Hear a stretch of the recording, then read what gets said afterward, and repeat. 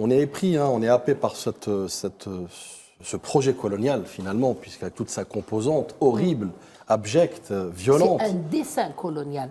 E-I-N, pas S-I-N. Absolument, C'est un absolument. dessin colonial. Projection d'un temps. J'aime à dire effectivement dessin au projet parce qu'effectivement, il n'est pas limité au génocide, il est limité à toute une architecture, notamment qu'on avait à juste titre énuméré, à savoir comment exterminer l'identité algérienne, comment exterminer l'histoire algérienne elle-même, comment établir une déculturation.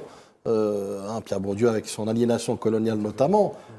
Donc il y a toutes ces étapes-là et on ne peut que justement rester circonspect, mais surtout aussi face à ce mutisme. Hein. Et là je reviens un peu sur ce qui a été dit tout à l'heure par rapport aux déclarations du président de la République sur l'obligation de reconnaissance de ce dessin ou ce projet colonial.